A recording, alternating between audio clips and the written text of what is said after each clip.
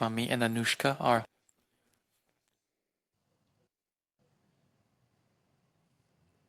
Sit down, Birajar. Are you happy? Jia is fine now. Yes, no, it should be fine. We are going to tell you a little about our Lord's decree. This wealth is not grace, it is virtue.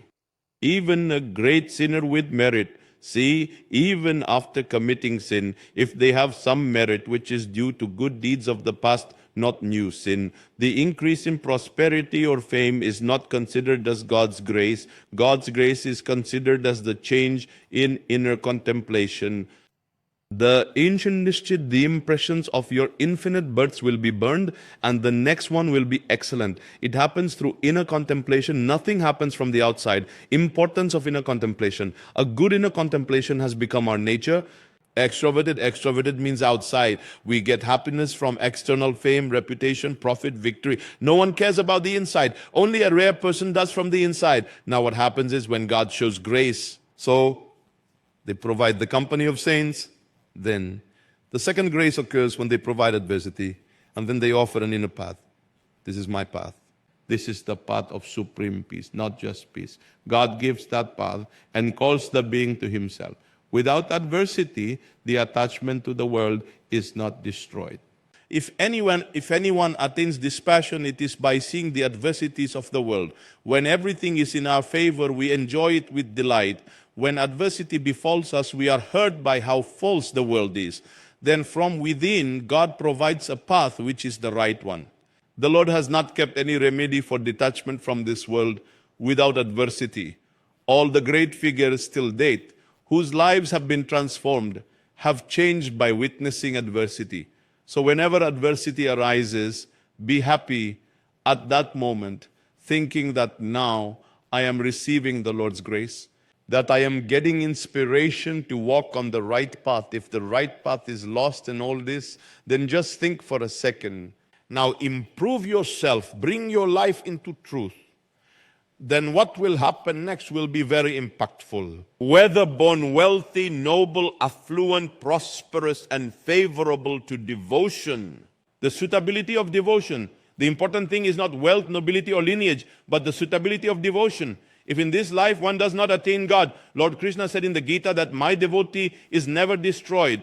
I grant them birth in wealthy and noble families, and then again provide an environment for devotion. And from where the previous devotion was left off, from there, stay exactly as you are now, just as you are living. Stay completely worldly, but change your inner contemplation. Make sure your inner thoughts do not retain a desire for fame. Make sure your inner thoughts do not retain a desire to increase wealth. Let your inner contemplation be, Lord, many births have passed. Now we want to meet you once. We want to meet you once. Lord, I want you, not the world. Then everything will work out. Then everything will work out. So chant the Lord's name joyfully. Do not worry at all. Baba, will it happen through chanting the name? Complete. We are sharing our life experience. Sankhya Yoga, Ashtanga Yoga, Karma Yoga, and Bhakti Yoga. We have been involved in all four yogas. Initially, we were a monk. 20 years. 20 years, we were monks at Kashi Vishwanath Ji.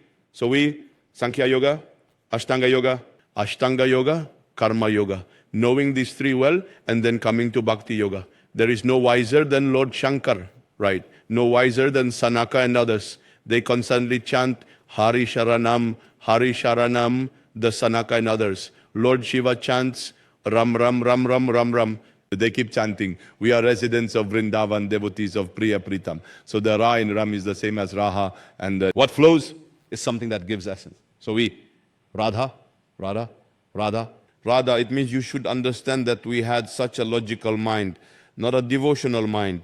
The intellect of a monk is primarily logical upon testing. So we, not just out of sentimentality are we talking about Radha. Radha because we have heard or read about it in such scriptures. But we say it with our own experience and conviction that if you chant Radha, Radha, you will attain God in this very life. It's in this very lifetime.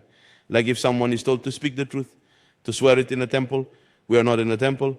We are sitting in Vrindavan. Millions of temples cannot compare to this. It is the supreme abode of God.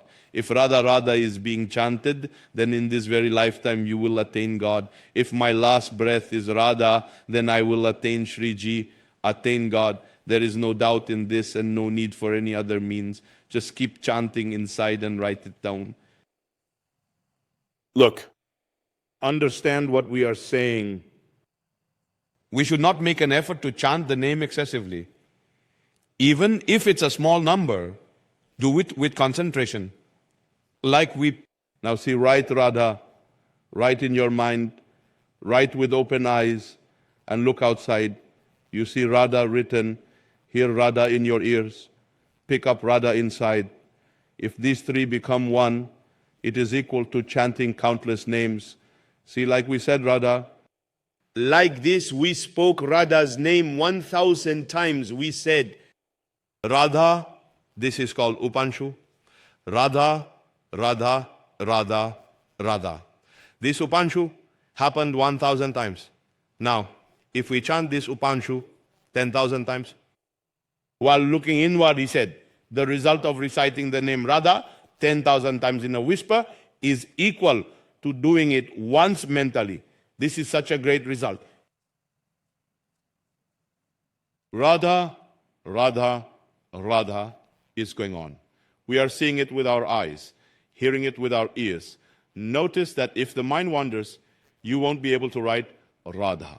Name, if you are writing, the mind will not wander.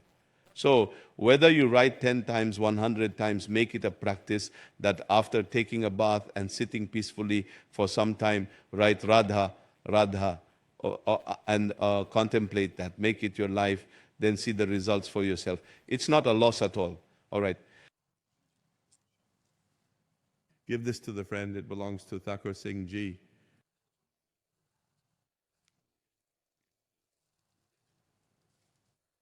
Remain very joyful. Keep chanting the name.